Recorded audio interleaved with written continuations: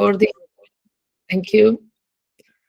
Okay, so this is the agenda for today, updating a little bit on coordination and secretariat, what has happened the last quarter, and what we are projecting for the next quarter and a bit for next year.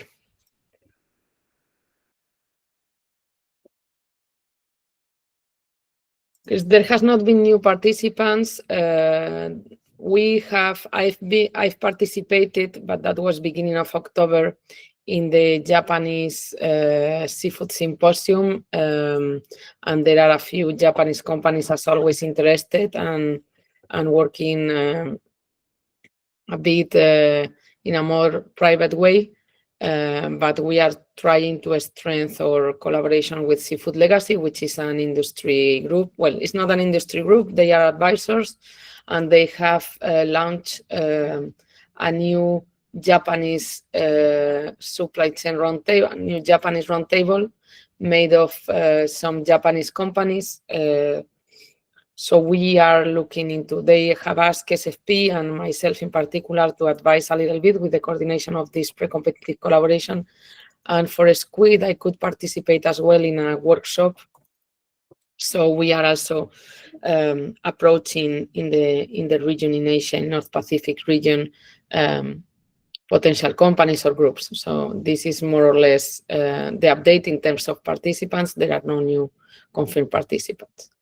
We have the David Comesaña as the new chair from Congalsa. There were not objections presented when we proposed him. So welcome again officially, David.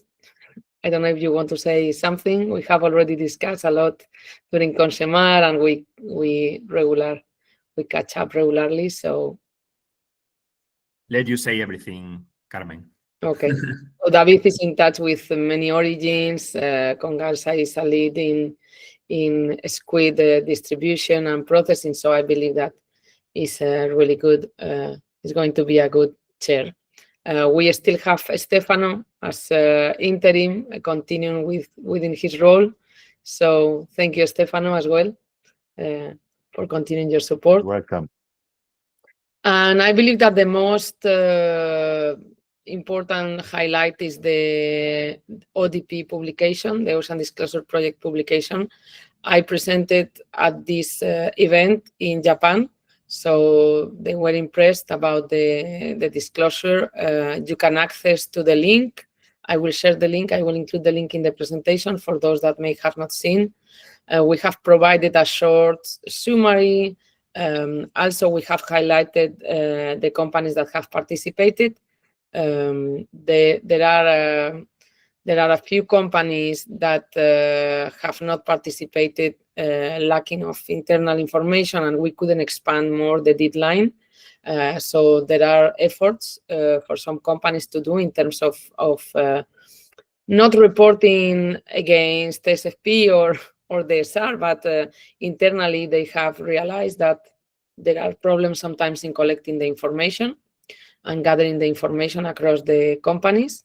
So this is one of the reasons they have explained us about not meeting the deadline. There are a couple of companies, or one company that really joined really close to the deadline. So this is the reason why they have not collaborated. And again, I didn't want to expand more the deadline. I believe that ODP is better to be published in the first half of the year, of the following year of the reporting, and we have extended already to September. So my wish is that next year, being able to present the ODP profile in Barcelona during a launch. But well, I understand also the complexity of collecting information or reporting. So we will keep flexible, but and we will be highlighting companies and listing companies in the ODP profile that has voluntary reported. So Clara, who is here, is working along with our analyst Pedro Veiga at SFP in a really comprehensive Squid sector report, highlighting both from the fishery side and market side, major trade flow. So we expect that a Latin America report on Dosidicus, Ilex, and Loligo and Patagonian squid will be ready by the end of December. This is important because we are generating information and we are putting information in the public domain for buyers and for regulators and for other stakeholders, understanding the challenges and understanding what the SAR is doing. There will be also a sustainability assessment by fisheries using the fisheries profile. So every information used for this report is going to be accessible and referenced. I don't know, Clara, because you are fully involved in this work, if you want to mention something. Not specifically. Yes, it's what you say. So for the three species in South America at first, so we start here. We have like ecological overview, production, trade, management. We'll try to have some trade flows. Yeah, pretty much what you said. Okay, thank you, Clara. And we are also in parallel working in a Squid 3 years progress, not sector report, sorry, progress report, performance report. So I believe as well that we initiated this work in 2022 with a luncheon in Boston with a public statement, and many things has happened since then. And I believe it's worth to analyze and to assess what the SAR has done. So for that, we have been working as well, Clara, mainly during my sabbatical, in indicators to understand how the participation of the SAR, the governance, the transparency, the traceability has evolved from the very beginning. To complement with the information we are gathering from our own internal reporting, Clara and myself are also preparing a short questionnaire or survey to share with all of you, to understand as well your perception on the SR, to understand what has been done that we may be not including. And obviously, in this report, that for me, Boston could be the place to present, but if possible, having it ready by February.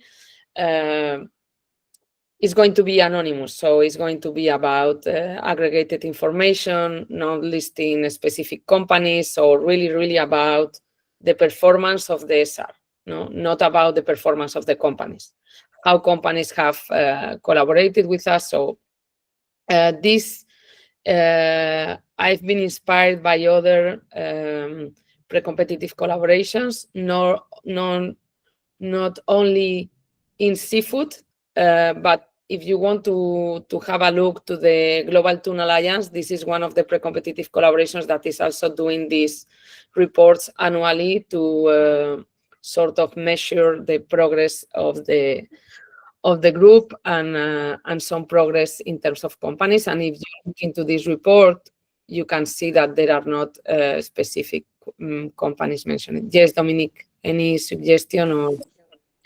A question rather. You mentioned presenting in Boston. Can you please clarify what you have in mind? So more than presenting in Boston is that having this report ready by Boston. I don't know what can be done in Boston, or if we are going to do a roundtable meeting or a sponsored session. I believe that Boston is the deadline to have the public report out. So for me, it's not Boston, it's probably 1st of March. So giving time to the companies, giving time to the new strategy also to be published and to assess everything. If it can be 1st of February, the best. But as the Boston kickoffs the public events for the season, the deadline is not going to be Boston, but maybe Boston is where you can also use the report to promote among clients. And if something is going on in Boston, obviously presenting the results there. But it's not like Boston is the deadline, it's more about Boston could be an opportunity to present this report along with the ODP and along with the strategy that I would like to start defining for the 5 years maybe, or next 3 years. So this is something that we will discuss in the coming months. So this is more or less Dominique, putting some deadlines or putting some dates in the calendar, in the agenda, to have clarity. Then we know that many things can disrupt. We even don't know if we are going to have an event in Boston or a closed meeting. So, but just in case, I believe that this is a good place to present, to try to officially present, or through but well, yes, that's the idea. Okay, thank you. Yeah, perhaps there is an opportunity or even a need to promote the work of this group. I have in mind the recent report from EGF on the international waters in the South Atlantic, and perhaps that has tarnished the perception of squid supply chains, and perhaps there is a need to promote a positive message about work done in relation to FIPS in Peru, in Argentina, etc. Yes, so about this report and about next steps related to the report, I will talk along the presentation. But thanks for the suggestion, Dominique. Thank you. As I mentioned, I believe it was in the June or May meeting, I believe that sometimes these quarterly meetings, I need to cover a lot of information, maybe sometimes information about fisheries that is not relevant for all the companies. And now that we have metrics information, we have identified, we knew already, because I know many of you for a long time now, but we have identified really what are the interests of the companies in terms of sourcing related to certain species. So we have defined some working groups based on the metrics reporting and the knowledge we have about all of you. So we may individually, we will send, I don't want to disclose the name of the companies because I want to keep as much as confidential the information of sourcing linked to companies as much as I can. But so we will, Clara and myself, in the coming days, reach out individually to just having these working groups by topics or even by fisheries, to not having all the companies all the time in long meetings, no, and updating on every single fishery. Obviously, there are operators, and I can see now here Congalsa or Stefano with a wide portfolio sourcing from many fisheries, so you could participate in many different working groups depending on the importance.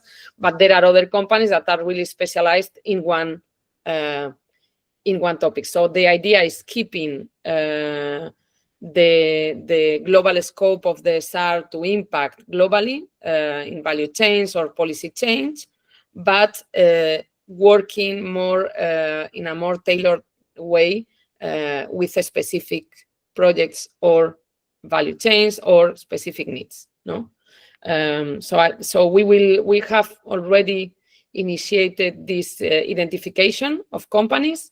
We are also mapping what are the most immediate needs, and we are mapping what are the next most immediate steps and defining the next steps for next year. So this is, Clara and myself are working on this. So probably in the coming months, in the coming weeks, we are going to propose this.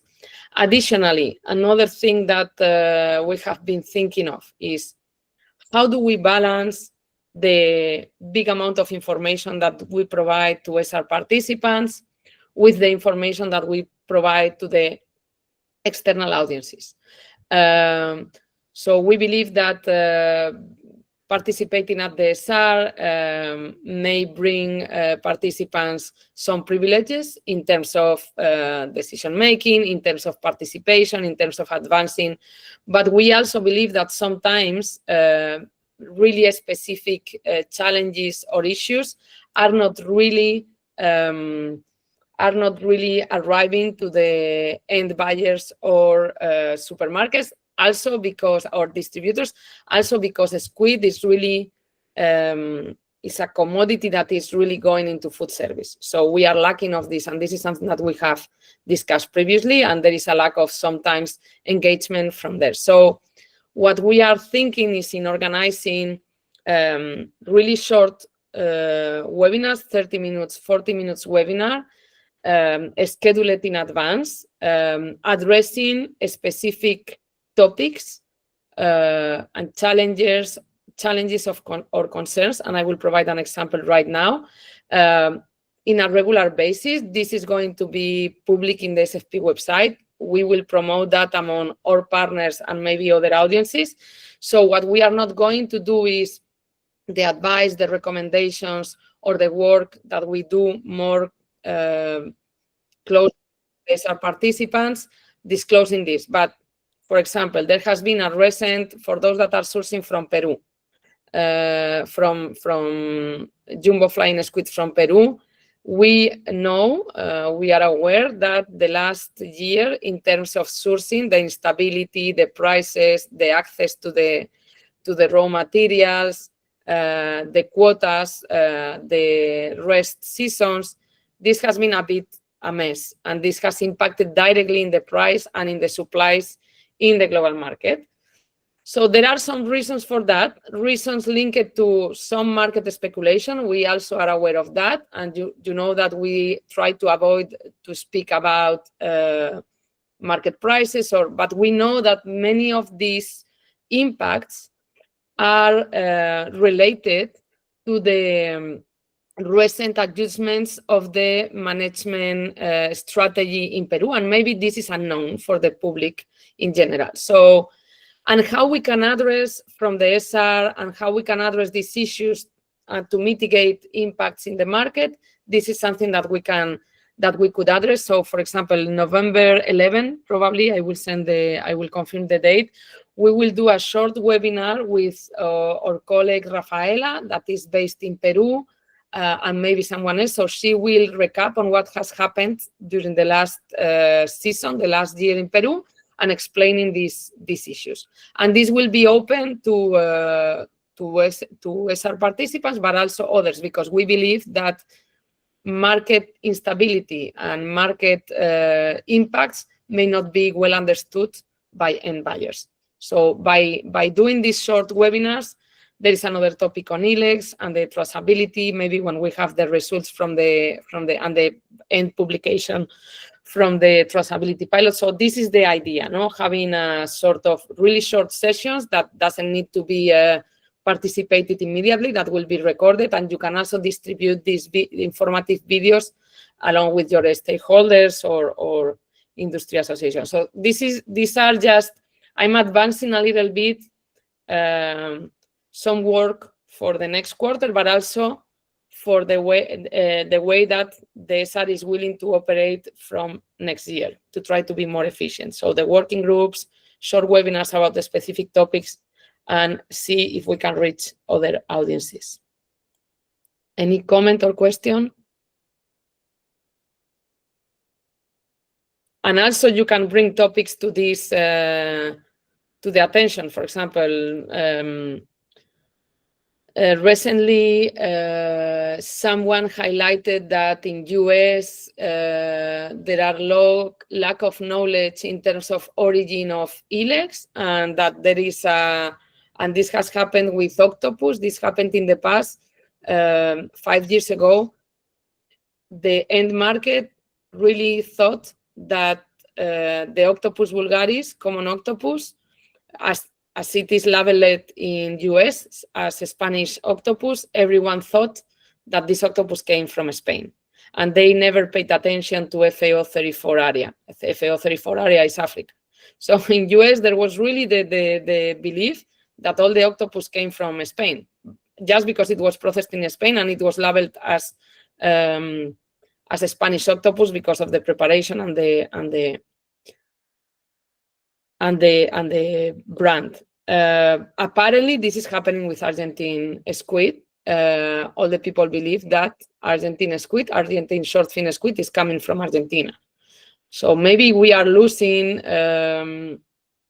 attention, or so these are sort of topics that we can start addressing. What is happening in the market? What are the impact in the market that are related to bigger issues behind that? So this is another topic. Yes, Stefano? Would say that I agree with you, but it is still the same also for octopus. It's not changed. Most of the people think that the octopus come from Spain. Yes, it's but really something that is still the same. Maybe a few people start to understand, but it's still the same. And for the squid, what it looks to me is more like that for the ilex, everybody think that, everybody doesn't distinguish really between what is caught in the national waters, so caught by the FIP or anyway by the vessels that have Argentinian flag, and what is caught in the ICES. It is the view is like that comes from the South Atlantic, and we had this experience after this new AGF that Dominique was mentioning, that we had calls to ask about the squid that we were supplying, that they were coming from Argentina and origin as Argentina, everything like that. But we were questioned like if our product was coming from the ICES, because it was basically all looking to the same pot. Yeah. So there is this really not clear understanding, because we find ourselves talking among people that know about what we are talking about, but the general audience of people that are buying it, they don't know anything, or they know just a little, and maybe that is even worse. But really, there is this lack of understanding that for the squid is even probably more than octopus. But these two products, they really are, for what I see, the less known in the market.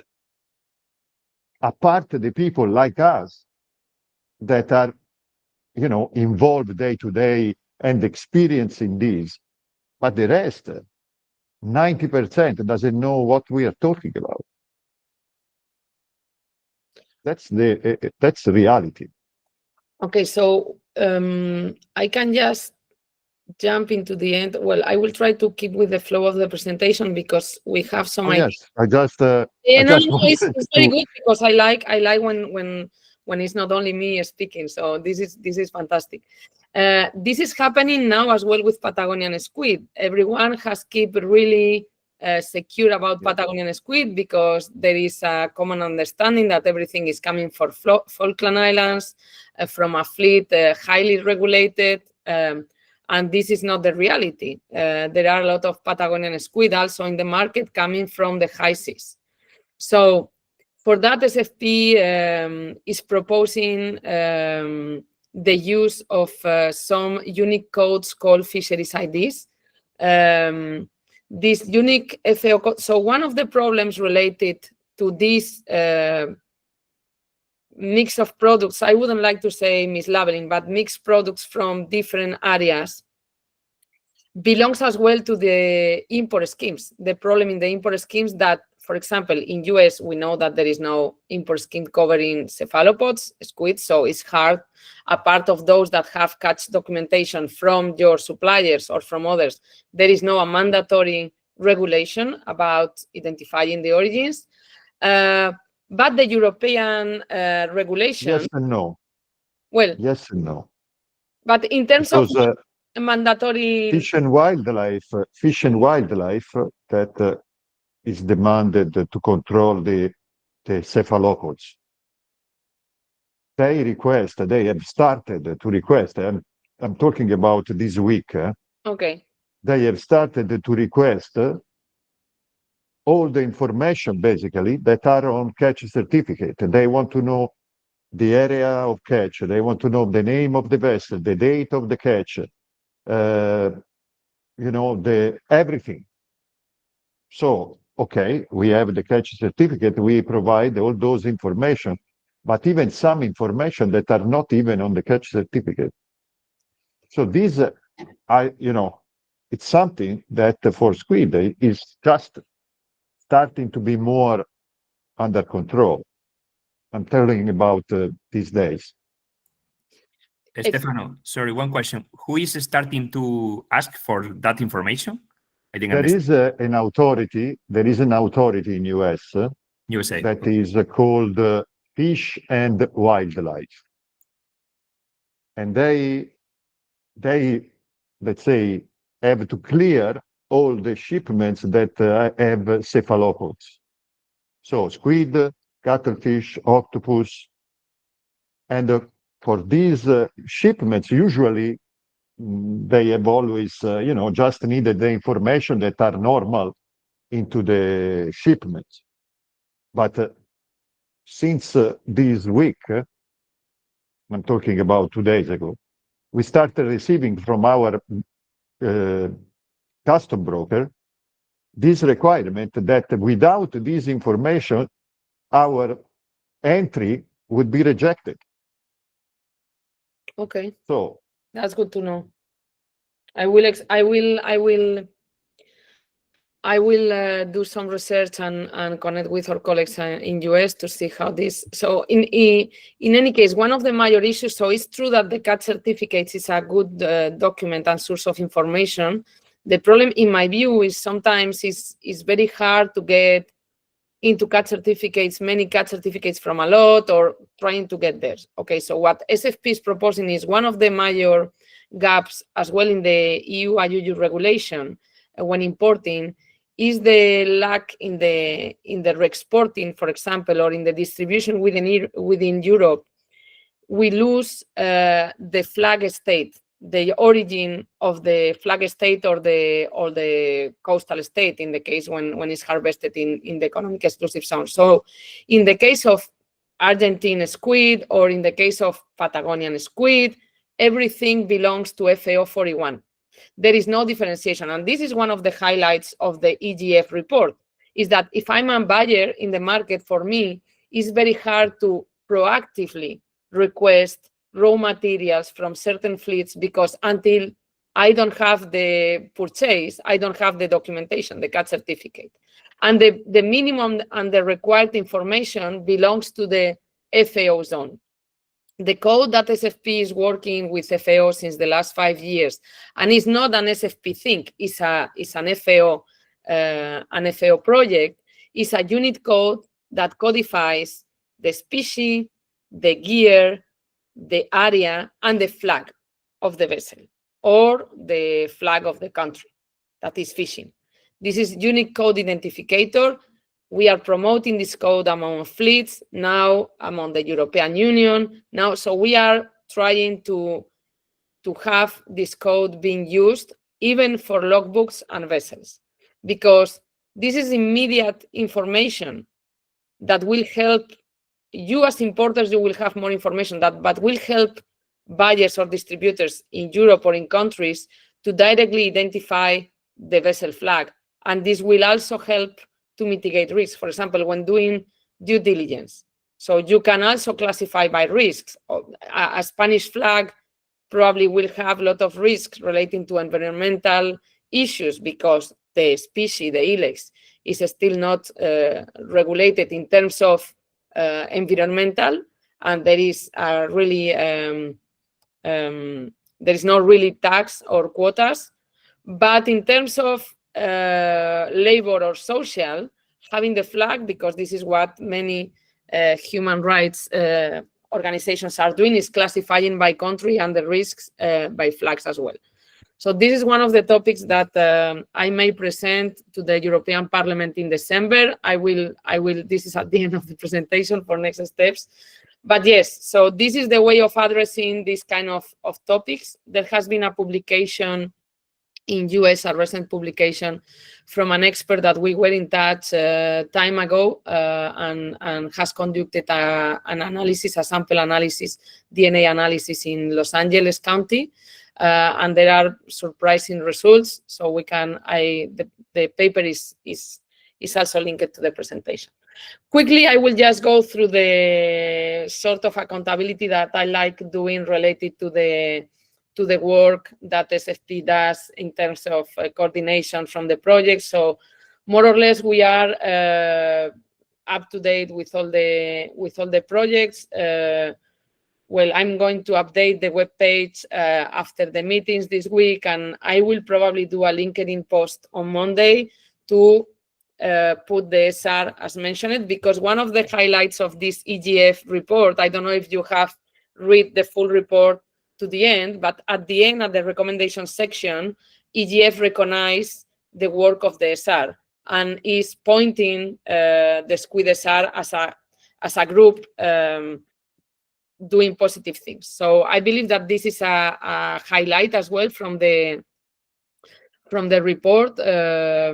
I've established a direct collaboration and conversation, not collaboration, but we are talking with EGF and with other groups such Pew to see how to also highlight the work of the SR. So having these groups that are more maybe aggressive and other NGOs recognizing our work, I believe that this can help us as well to move forward and to continue.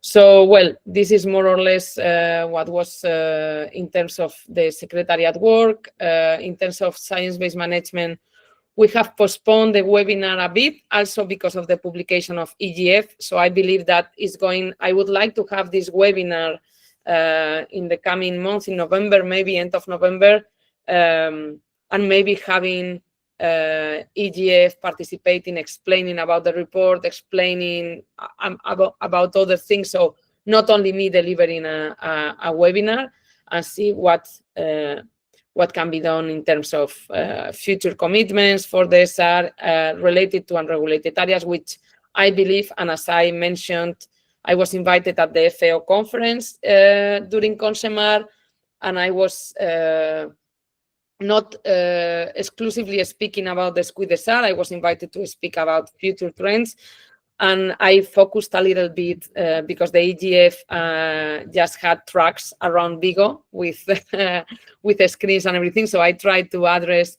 the question of unregulated area as a big challenge for stakeholders in market states, especially, and also to pay attention to this problem, no, as a problem for the industry, not a problem generated by the industry.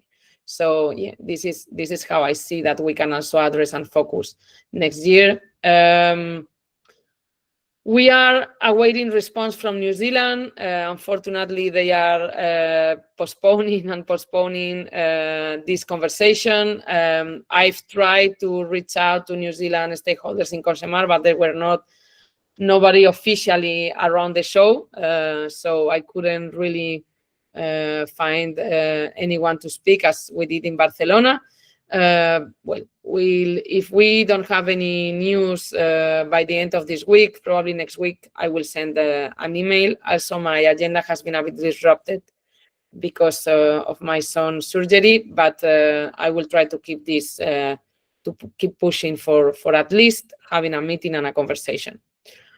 About Peru, as I mentioned, we will host a webinar probably on November 11. So I will send the information as soon as we have this. And related to human rights and due diligence, it's true that we stopped a little bit with the last webinar from consultants. This is more an ask for you all. Do you consider, would you like to continue? So there are still time to reach out individually to consultants to make sessions, but we can, if there are any updates or any reviews that you would like to do, that would be great to listen from you all. What do you think that we could continue doing? The MBA social seafood risk profile has been postponed again, so it has not been published. There is a profile about Korea, so we are awaiting that they publish this report, but I don't know if you see any. The ILEX FIP has updated more information, social information. I was with Sophie, the coordinator of the FIP. Apparently the framework, the social framework in Argentina, they have ensured and they have provided all the documentation that more or less guarantees no high risk in the Argentinian fleets. What I heard is that in Taiwanese fleet in Falklands, there may be some work going on, and Falklands is requesting more to foreign fleets operating within these waters. But that was just a rumor that I heard, so I'm trying to have more information about that, to have to understand what is going on with these fleets. But I don't know if you see any other. Obviously, the problem of the distant Chinese fleets in particular is still there. I don't know what realistically could be done with these fleets, or the processing plants are part of the due diligence that you individually can do in, because we know from experts that working in these fleets is complicated. There is a group, Dignity at Work, and another group really focusing on this question of Wi-Fi in Taiwanese fleets. This is something that we could support also as a group. I was with them in Japan. I don't know if there is something that we can do or collaborate with them. This is more or less the major concerns now, how to really work on this without being engaged in risks of greenwashing or others. So, but if there is any ideas, you don't need to respond immediately right now, but if you have any ideas, or you would like to have another training with the consultants, a more specific session on something in particular, we are open to consider it, and there is still budget available. So I just leave the question open for feedback. So updates on fisheries, I advanced a bit on everything. The New Zealand squid, we know what are the problem. The Indian squid as well. There are some updates on Indian squid that I will do now, but yeah, the problem is more in the country fleets, coastal fleets. Jumbo flying squid, the problems in Peru related to the implementation of the new national management plan, and also on social issues. This is something that we can look for 2026 once this report is ready. We know already what are some of the issues. And in Argentine sourcing squid, definitely the work needs to be oriented to these traceability efforts and differentiating fleets and having better information from the value chains, and maybe how importing countries and market states can help in this verification of information, because this is something that we have discussed. This is one of the highlights of this traceability pilot, is that sometimes, and this is something that I discussed individually with you all, you comply, you have the documentation, you request the information, you have all the documentation, but who verifies the veracity, who guarantees?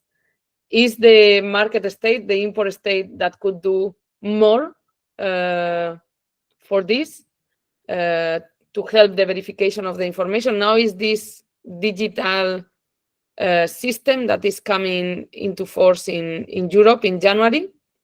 So we will also be working to see if you need some support there. We can also try to have a webinar with some experts working on this and in the implementation of the catch.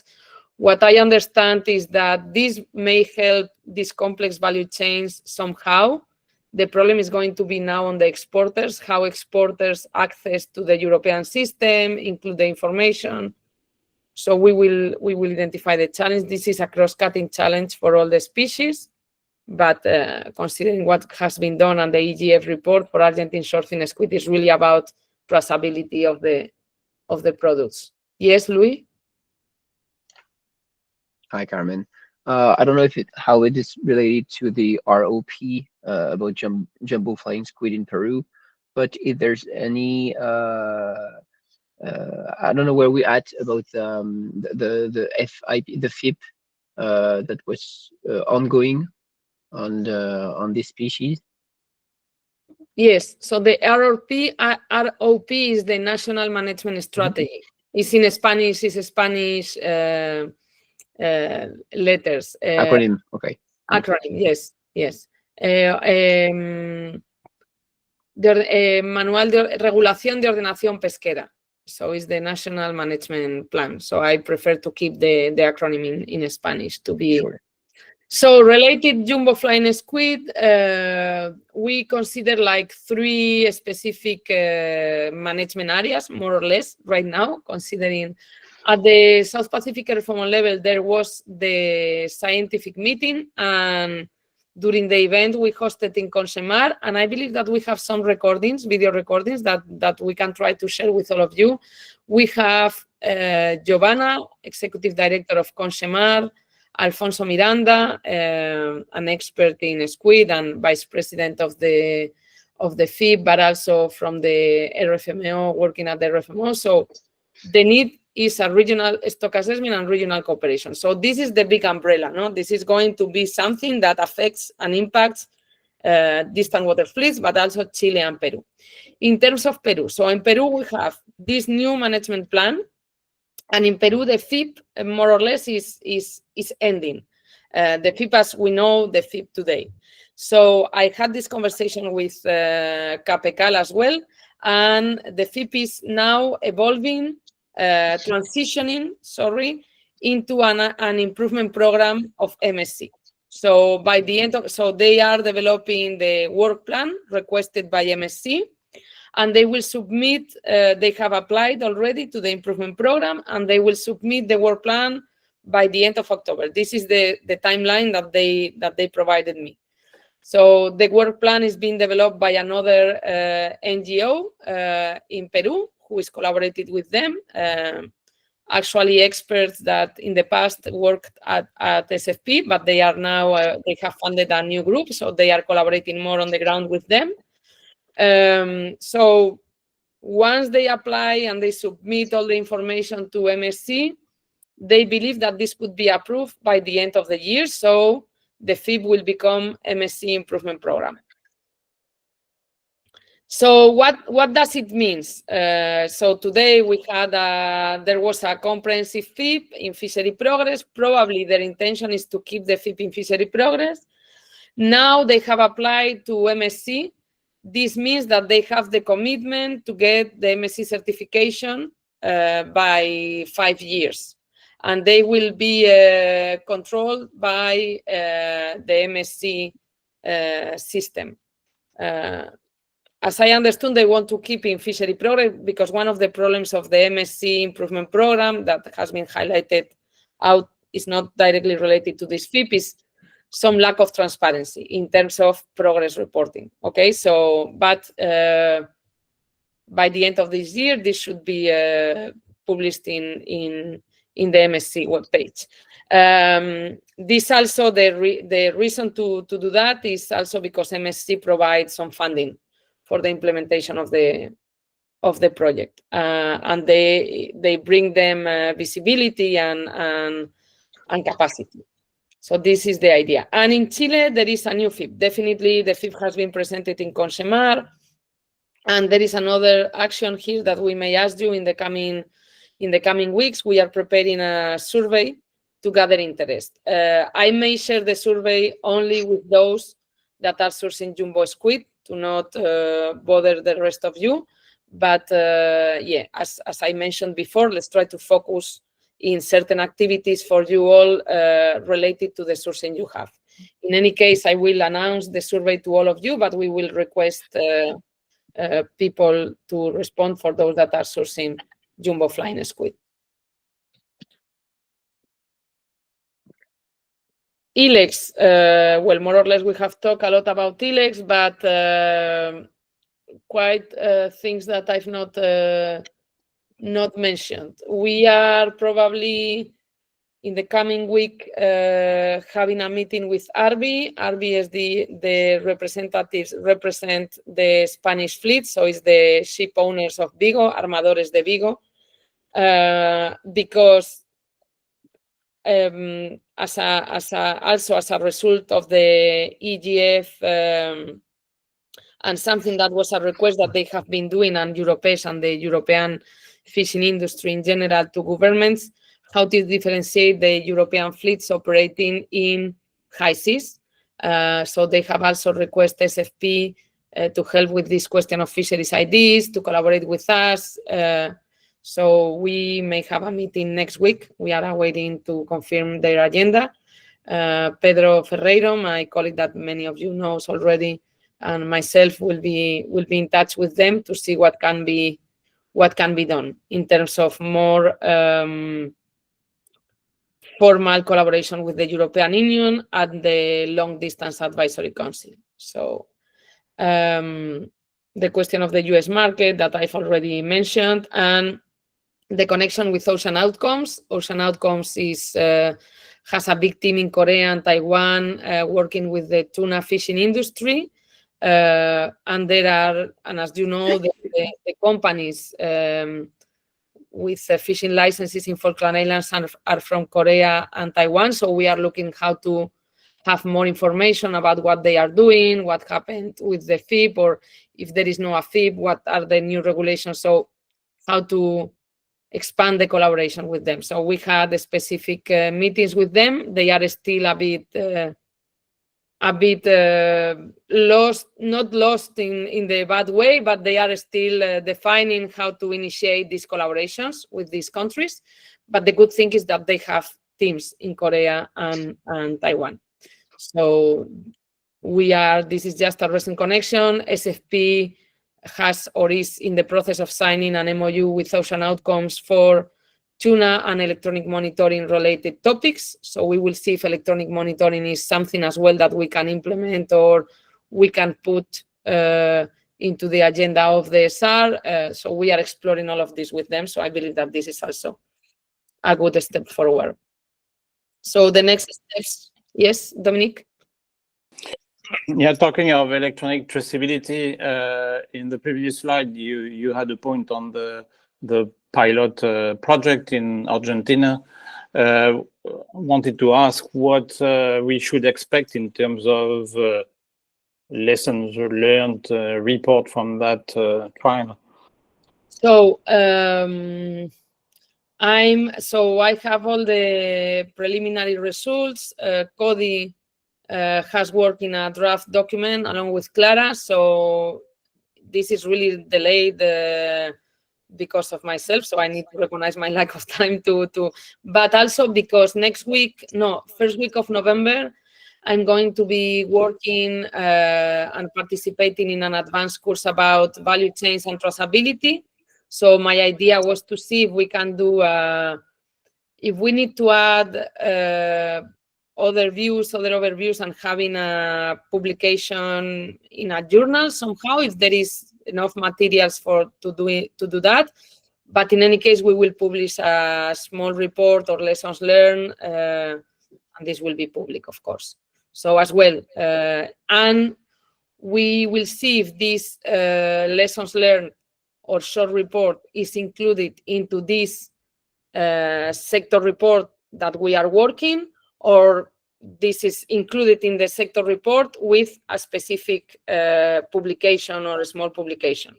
So these are the next steps. So in the coming 2 months that I will have more time to dedicate to this and working with these experts to see how to integrate that, and why not presenting the lessons learned to the Parliament along with fisheries IDs about to have a strong proposal on what should be needed to get along with the catch and the new traceability system. So we are a little bit putting all in order to have a more impactful publication. All right, thank you. In any case, thank you, all of you that has participated, because I know that it has been really, really tough and in terms of compiling information, collaborating, data collection. So thank you for those that have participated. So globally promoting fisheries IDs.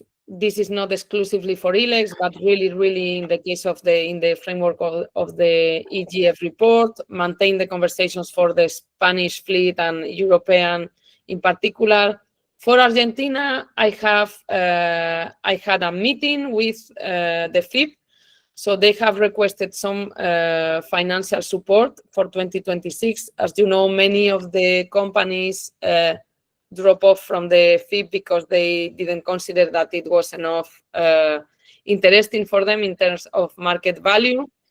So they reduced the number of vessels and the number of participants. So they are lacking, they have some gaps in terms of funding. So they have asked some financial support of the SAR looking into the accountability. What I propose is, because a group of companies from the SR initiated and launched the FIP with the investment in the MSC pre-assessment. What I told them is that for us, it's more easy to have a tangible activity that can be supported. So FIPS, Fishery Progress requests FIPS doing a 3 years assessment. And the cost of the assessment they have provided me with can be around $5,000. So I believe that is fair if the SR could support the FIP with this amount in 2026. So this is going to be submitted for votation. As there are 2 meetings, we need to record a little bit the interest. So I don't know if there are objections. I can show you the budget at the end of the presentation and you decide. But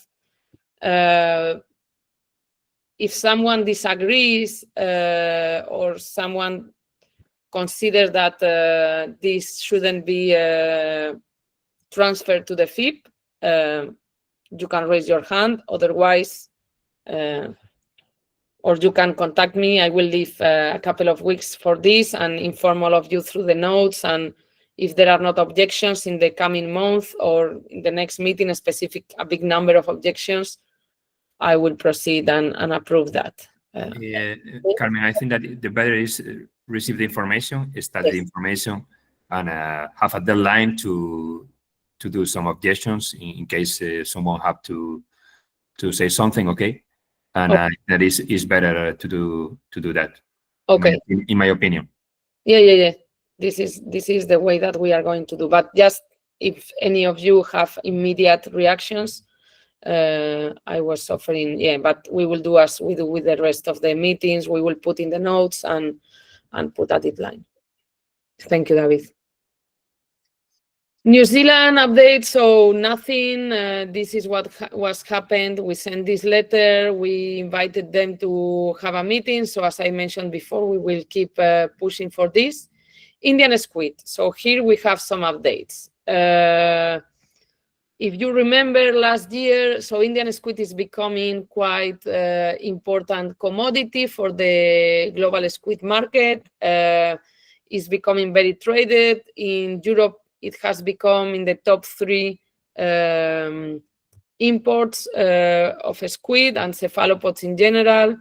So one company of the SAR initiated a pre-assessment in India. It was Nettuno. They asked for support because there were also some other requests from other companies in terms of Indian squid initiatives and progress. And that was also in the agenda as a priority topic. We look into how to support this Nettuno's FIP. At the end of the day, looking into the FIP, it was a quite non-credible FIP in terms of geographical scope, participation, and a quite complicated way of addressing the fishery in India. So we proposed to review the work, to review the assessment and the work plan, and we find out that the geographical scope has non-much sense, because it was covering a very big region, and the management of a squid is a regional level, and this was covering more than 4 regions. We were trying to find a consultant, trying to find the stakeholders, and this was really, really complicated. What happened in August, September, I contacted with a consultant in India. We started some communications with the old coordinators of the current Kerala FIP.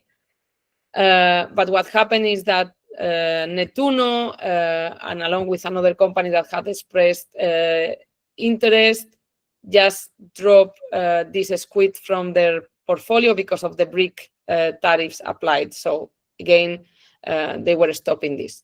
In the meantime, we have reinforced, and this is positive, so this is negative. So in my view, we should abandon the idea of launching a new FIP in this big geographical area, and reinforce the efforts that are already happening in India. So it is true that there was not interest from the Kerala FIP in collaborate or to collaborating or expanding, but the reality is that the current Kerala FIP, that is multi-species, also targeting shrimp, other cephalopods, cuttlefish, and other squid and a small octopus. This FIP must end, or the deadline for this FIP is December of this year, and there is no plans yet to continue with this FIP. So what I've been in discussions with the current coordinators and the Seafood Exports Association and some scientists through some contacts that I made in India is from January trying to support this FIP, trying to engage new companies in this FIP, opening and working on traceability. So instead of launching a new FIP, expanding this FIP and supporting these current efforts. The problem is that today, the FIP is a sort of consortium of companies. So they believe that if they accept new companies into the FIP or new processors, they are including competitors in the market. So they are not very convinced about that. Nevertheless, this is from the market perspective and from the participants' perspective. Nevertheless, they need support to continue with the FIP, and advisors are keen to explore a future collaboration. So my option, and the option that I discussed with another company, with other companies in Kerala. We have one company that is directly involved in this FIP that is an SR participant, which is Grupo Profund, who could support as well with this. My plan is going into this initiative, trying to see what is missing, what is needed for the future of this FIP. It's a multi-species FIP, so it's complicated to see how do we participate of this FIP as in the current segment of the FIP, in the squid segment of the FIP. And for that, what I propose is to send a letter to this CAA, which is the Seafood Exports Association that holds this consortium, to propose them to explore collaboration. So during the first quarter, there is a seafood event in India. So I would travel to India to participate at the seafood event, to meet with these people, and to start moving into a new FIP or expanded FIP. Not sure any comment on this. Again, I will share the draft letter for comments, remarks, objections. I put this in the notes. You can digest. You can get back to me. But obviously, India is becoming a key species. And again, this would be worked through the working groups that I mentioned to include the companies really interested in Indian squid. No immediate reactions. Okay, so we are almost, yes, Heining. Yes, you are. Yeah. Connecting. Hi, can you hear me? Yes. Yeah, going back to Indian squid, we spoke in Conchimar. Mhm. So if you go back to your slide, when you say the current FIP, that is the one that was initially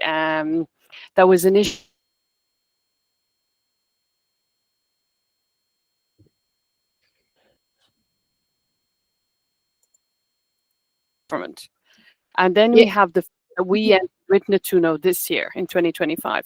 So which one is ending in December? The one that was initiated in Natuno, or the one that was initiated with the Indian government? The Indian government one. Ah. So this is what we are proposing, what we spoke in Consemar. We are proposing supporting the current Indian government and abandon the other. The other is not us. The other is really, that was Netuno, along with other companies. So I will ask Netuno if they want really to stop this FIP or not continue with this effort to withdraw this FIP from fishery progress, because it can create confusion, and go with this government FIP, because it's where there are more stakeholders and more relevant stakeholders involved, and where more work has been developed. I would definitely advise go with the government initiative FIP, because after speaking to my suppliers, they really are, they didn't seem like they wanted to actually switch over. So for me, I would definitely, working a lot with India, go with this particular Indian. Yes, the only problem with this FIP is the consortium that was made of companies to own the FIP. Okay, so they don't have a mechanism to accept the new members.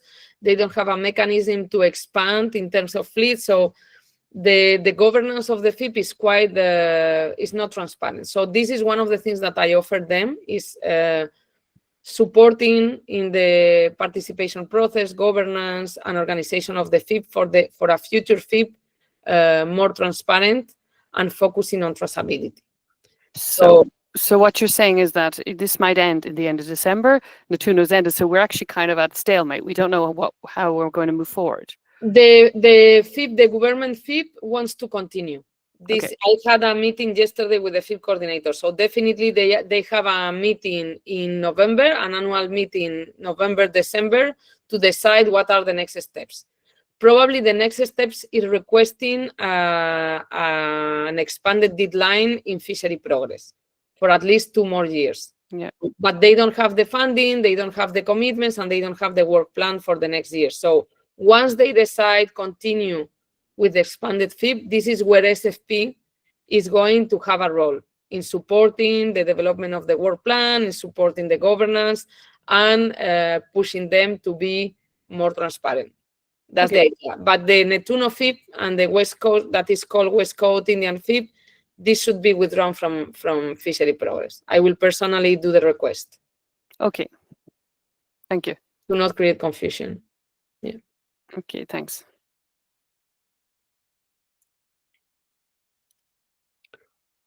So final remarks or comments or things that I may forgot, just to recap a bit. Another thing is that for those that may be sourcing from North Pacific fisheries, such neon flying squid, Japanese flying squid, purpleback flying squid, we know that it's not like a sort of material that you are sourcing, but because of the risk of this squid, we are gathering information. We are developing new fish source profiles. Information is already available. So in case you want to have a look, I will send the links in the meeting notes or in the presentation. We are strengthening the collaboration with groups in Japan and Korea and Taiwan, those that I mentioned that are working at the RFMO level, the North Pacific Fisheries Commission. So we are working there. So we are exploring what can be done there, because we know that it's not very big interest in terms of volume of these markets. I had a nice conversation with Qingdao Marine Society, Conservation Society, related to the old FIP, Song Ling one, who was at the Ocean Outcomes old FIP at the Japanese squid so they would like to resume some work there or to do something. So we were discussing a little bit if we could do something, but yeah, this is just a really first stage conversation, and I don't know that we tried, and I don't see what immediate support that can be delivered, but we will see. We will keep the connection. We have reinforced our relationship with associations, Consemar and IPSI, specifically in Japan as well. And we are looking into further collaboration for SR expansion. And finally, the event that I was mentioning. So I've been invited to participate in an event co-hosted by Oceana and EGF. I only have a draft concept note, but I accepted because I believe that if they are hosting a conversation about transparency and really focusing on also as a Squid, as example and as a case study, I believe that is worth being part of the conversation and being invited and being participating of this. So they want to bring policymakers and other stakeholders to discuss both a bit about the labeling for consumers that could impact a little bit what we were talking a bit, and the importance of strong import controls and transparency. So it's not that SFP will join the pledge or the statements that Oceana or EGF may be doing, or it's just being part of the conversation. What I've proposed to the organizers, and I will have a call next week to decide to review the agenda, and what I've proposed is invited to the panel, to the speakers, maybe a company, so maybe one of the SR chairs, David, given that he's in Europe, or Stefano, any of you, if are available to go to Brussels at some point. Because I know that they wanted to invite Consemar or maybe an association, but I believe that sometimes having the voice of a buyer can bring more insights to the conversation and more reality. In any case, if this is what I'm going to propose, in any case, I will work to be sure that I'm representing what the SR plan is and what industry challenges are related to this. So not to position ourselves, as I mentioned, to any statement, or maybe we won't after the event, or maybe we want to position ourselves or to do a statement aligned with what other NGOs are doing, but it's not the purpose. The purpose is being part of the conversation, and I believe that is very positive that they invited us and they consider us to be there.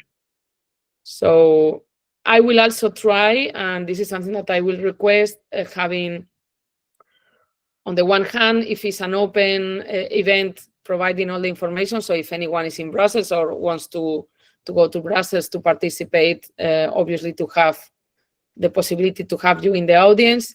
If this is not, because this is an event that is closed or whatever, having a streaming or a recording for you to follow, to be able to follow the event. And this is all. Well, the budget, sorry, yes, important.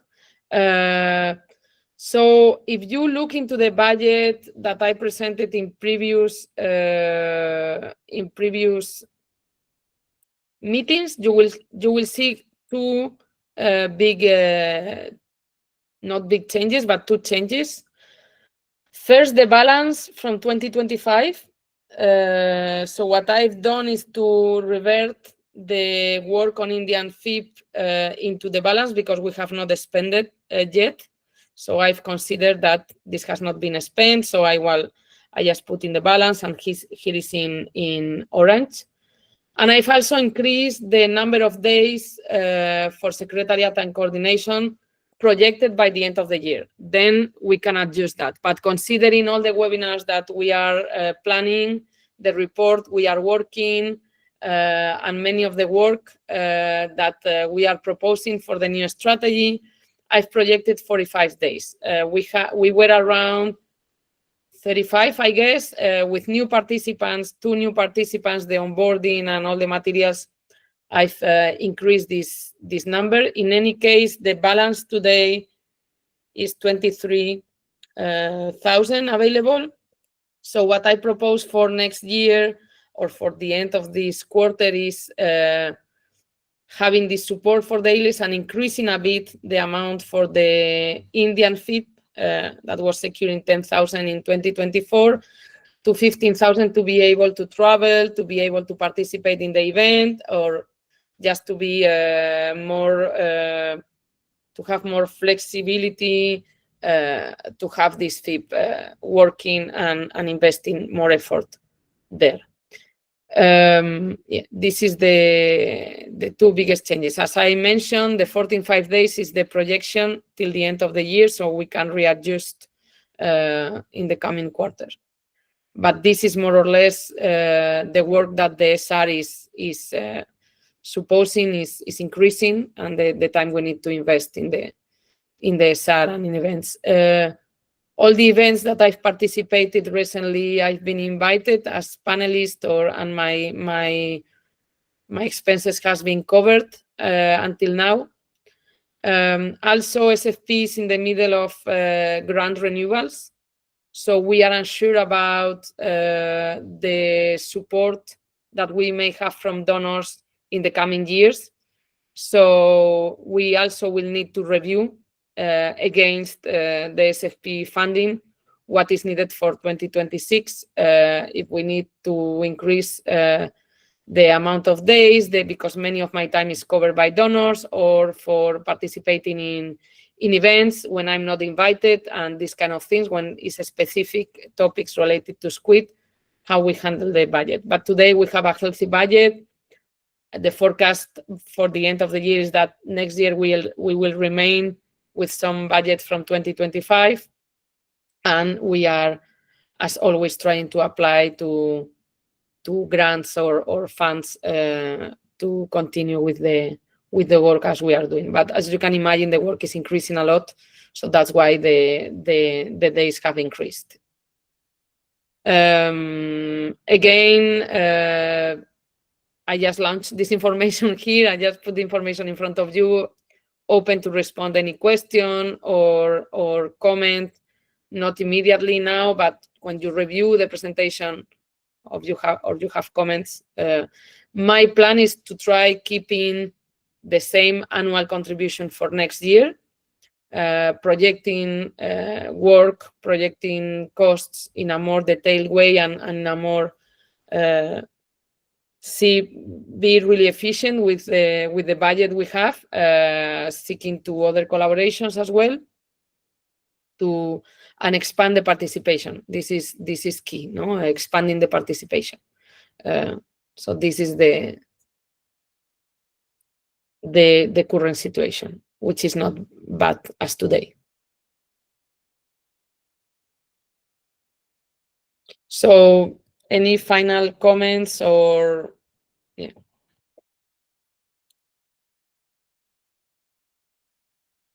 Yes, Dominique. When you say expand participation, do you mean recruiting additional members? Yes. Or participants? Right. Yes. Okay. So again, it could be interesting to arrange a panel session in Boston for that purpose, with that objective, perhaps. Yes. Yes, I believe that we may have funding from one of the donors to host a Squid event in 2026. So this Squid event could be a specific event, forum, could be a presentation panel in Boston or in Barcelona, so we will explore the funding available and ideas. So any idea, obviously Boston and Barcelona are two good moments to present and if we can, and sponsored session to be open to all the public in the conference program of the shows. That's the idea that I'm pushing for.